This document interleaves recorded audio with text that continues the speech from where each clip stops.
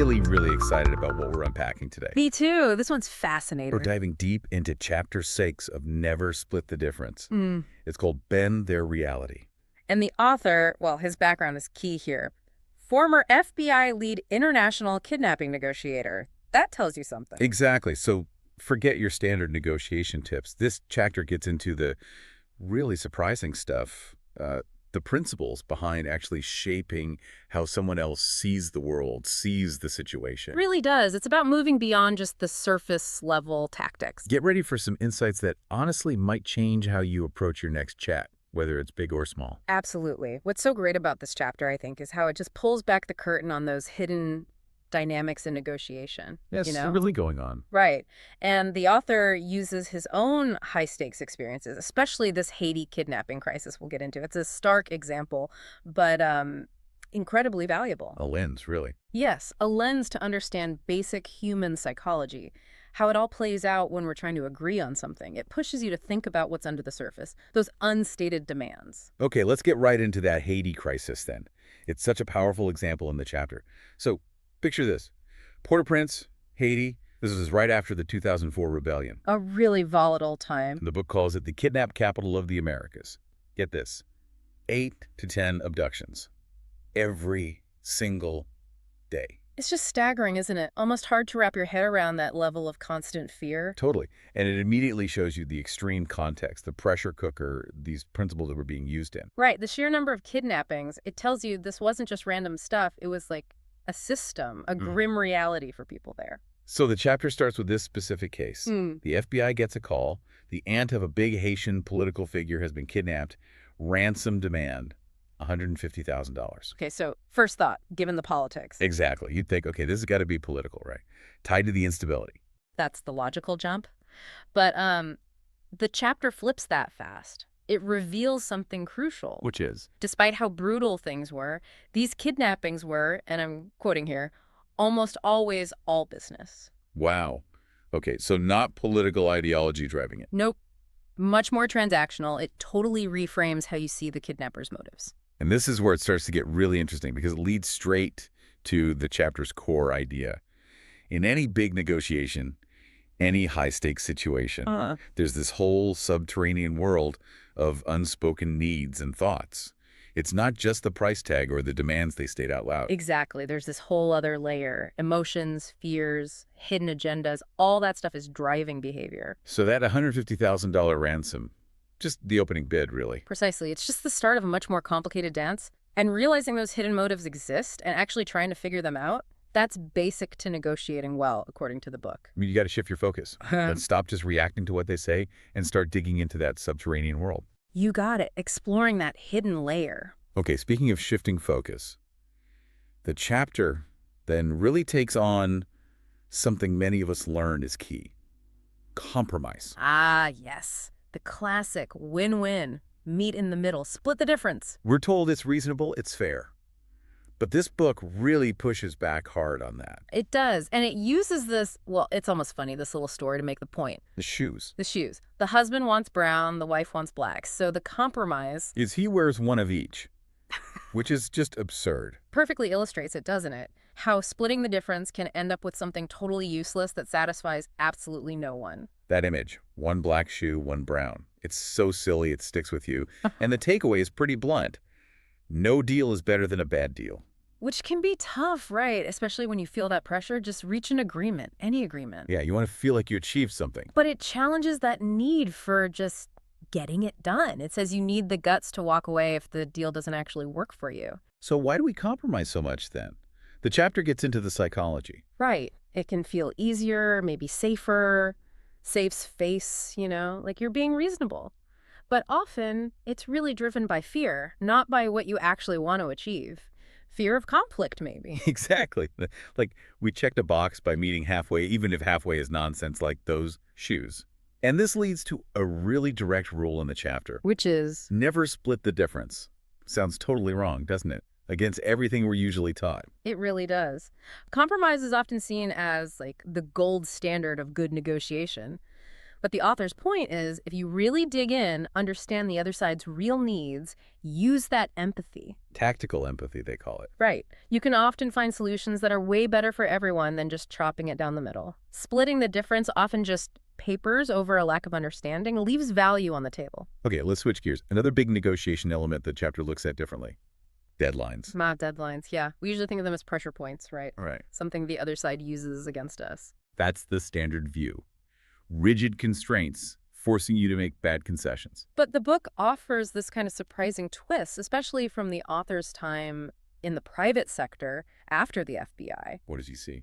He noticed that actually missed deadlines. Often the sky doesn't fall. They're frequently more arbitrary and flexible than we think.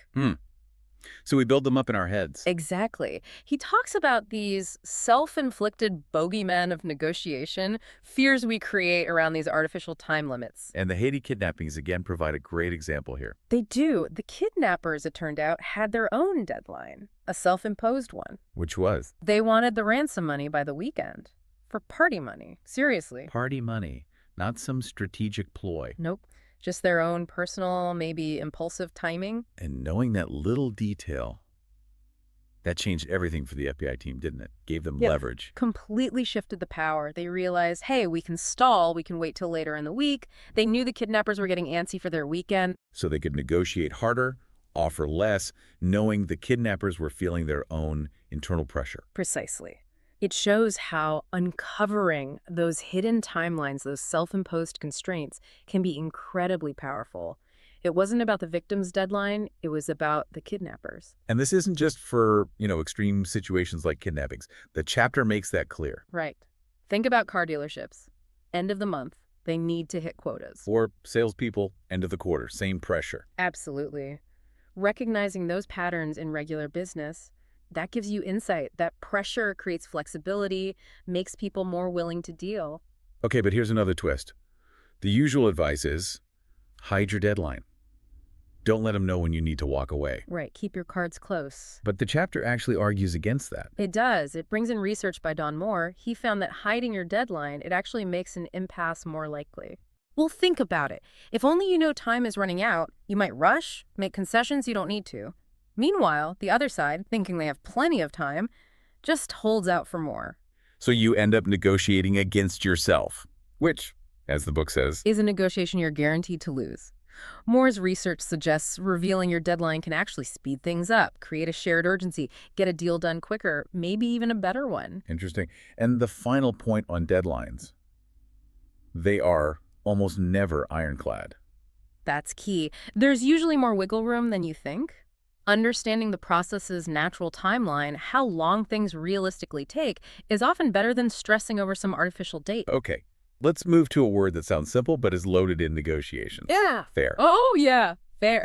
The chapter spends a lot of time on this one, and for good reason. It's incredibly powerful and often misunderstood. It introduces the ultimatum game. Fascinating experiment. It really is. Shows just how irrational, how emotional we get about fairness. Even with found money that just appeared, people can't agree on a fair split. Right. So person A gets, say, $10. They offer some to person B. If B accepts, they both get the cash. If B rejects, nobody gets anything. Logically, person B should accept anything over zero, right? It's free money. Logically, yes. But that's often not what happens. People routinely reject offers they think are unfair, even if it costs them. Walk away with nothing just because it felt insulting. Shows it's not just about maximizing gain. That feeling of being slighted, it's powerful. Hugely powerful. And then the chapter ties this into Damasio's neurological research, the connection between emotion and decision-making. Yeah, it's not like logic is here and emotion sometimes interferes over there. Exactly. Damasio showed emotions are fundamental to how we choose. People with damage to emotional brain centers. They could understand logic, but struggled to make even simple choices. Emotions are essential for evaluating options. Which leads to the book calling fair the most powerful word in negotiations. It hits that deep need for respect. Feeling treated unfairly triggers a strong reaction. A really strong, almost visceral reaction. They even mention that capuchin monkey study. Oh, the cucumber versus the grape. Yes. One monkey gets a tasty grape, the other gets a boring cucumber slice for the same task.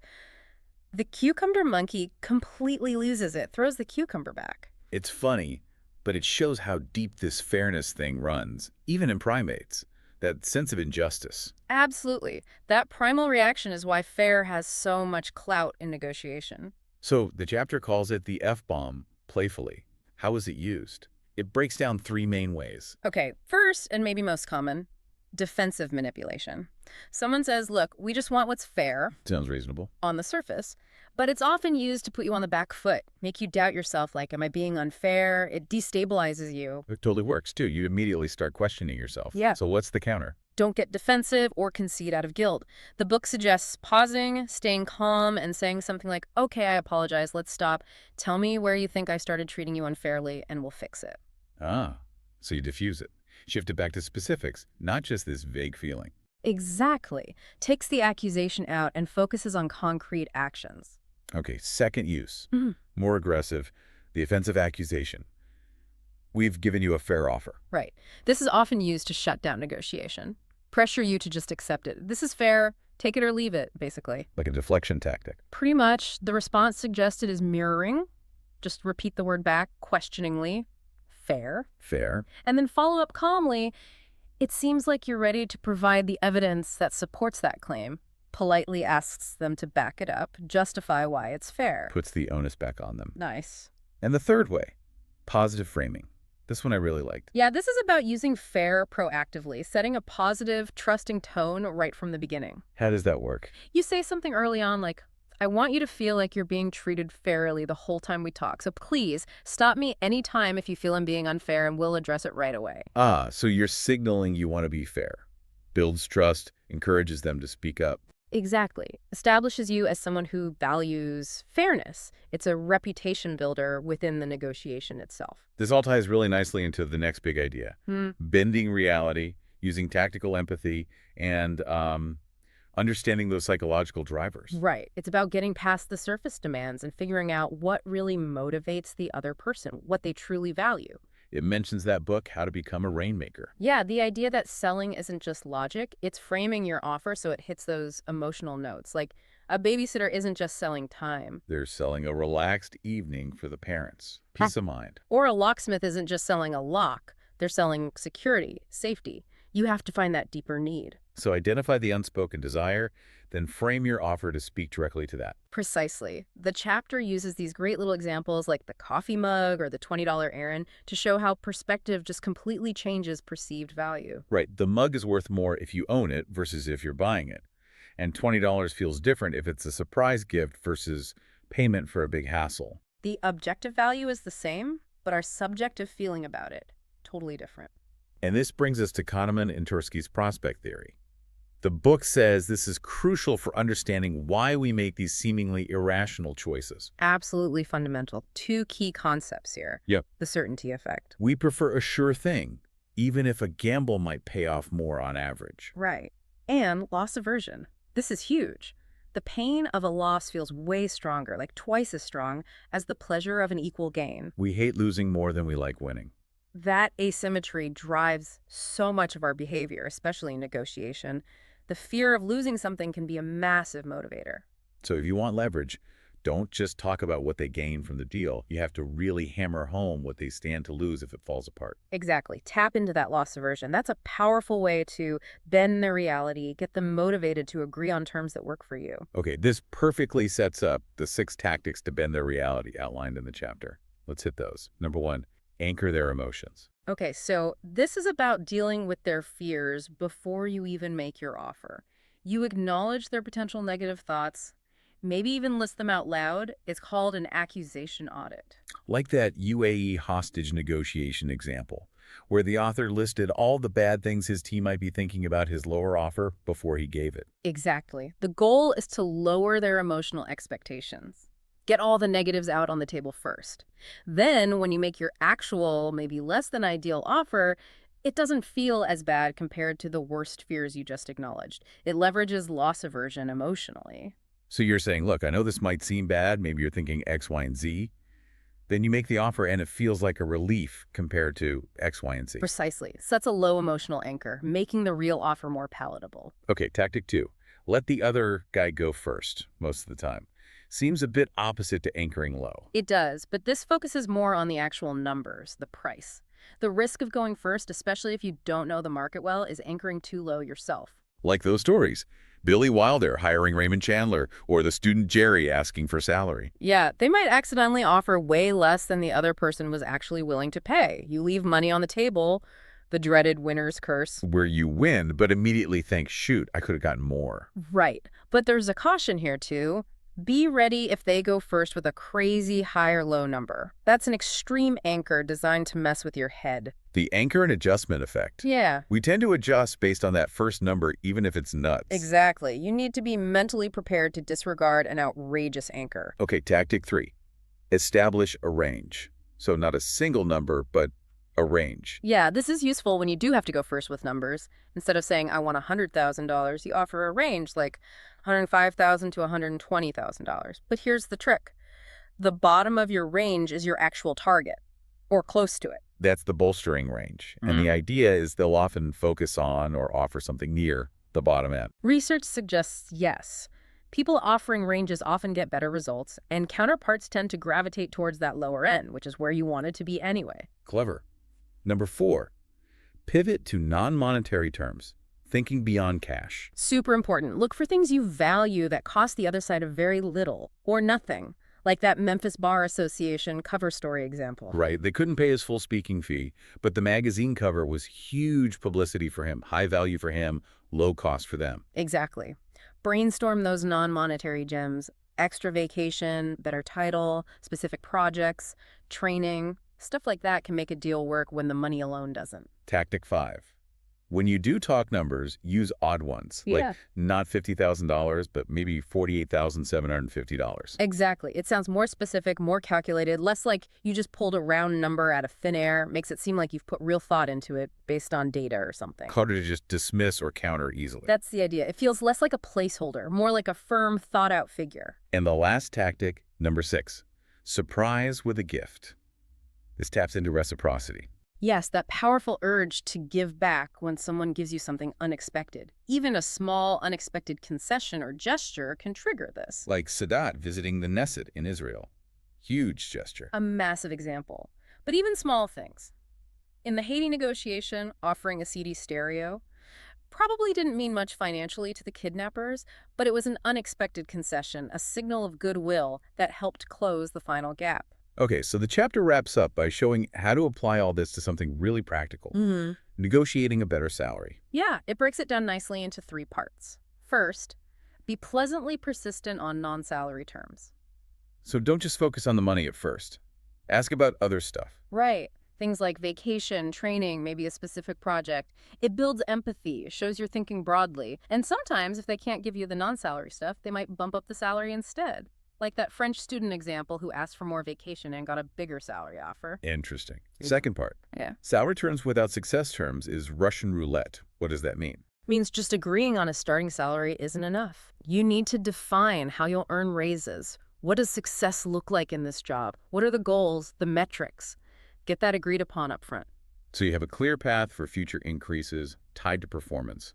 Makes sense. Creates clarity, alignment, avoids arguments later. And the third part, spark their interest in your success and gain an unofficial mentor. This is about framing your success as a win for the hiring manager, making them look smart for hiring you. How do you do that? Ask that critical question. What does it take to be successful here? It shows you're serious, you want their guidance. It makes them personally invested in helping you succeed. They become a mentor, an advocate. Turns them into an ally. Exactly. And the Angel Prado story wraps it all up beautifully. This MBA student used basically all these tactics in his salary negotiation. Right. He used a vague initial anchor, was pleasantly persistent, pivoted to title, non-monetary, defined success metrics, let the boss anchor the salary first, used odd numbers and a range for his counter. Created urgency, used fair positively, the whole playbook. It's a real masterclass, showing how these ideas work in the real world to get a fantastic result. Perfect example of translating these principles into concrete action. So let's quickly recap the big takeaways from Bend Their Reality. First, remember that hidden world, the unspoken needs and emotions in any negotiation. Absolutely. And resist just splitting the difference. Dig deeper. Understand deadlines, how they're used, how flexible they often are, and wield the word fair carefully and strategically. Use those anchoring techniques. Bend reality subtly, and never forget loss aversion. People fear loss more than they desire gain. These aren't just tricks. They work because they tap into real human psychology, right? That's the core of it. Understanding how people actually think and feel and working with that, not against it, leads to much better outcomes. This has been, wow, really insightful. Makes you look at everyday chats totally differently. It really does shift your perspective. So here's our final thought for you, the listener. How could you consciously use some of these ideas about shaping perceptions, even just subtly, in your daily life? Not just big negotiations, but regular conversations. Yeah. How might you use a little bit of this reality bending in ways you haven't thought of before? Something to chew on. It's a fascinating question how much we can influence things by understanding these deeper dynamics. Absolutely. These principles go way beyond just the negotiation table. They touch on communication, influence, everything. Definitely. Well, we've only covered one chapter of Never Split the Difference, and there's so much more gold in there. We're definitely excited for our next deep dive. Oh, yeah. Lots more to explore. Trust us, you won't want to miss the insights we'll uncover next time. Stay tuned for more right here on The Deep Dive.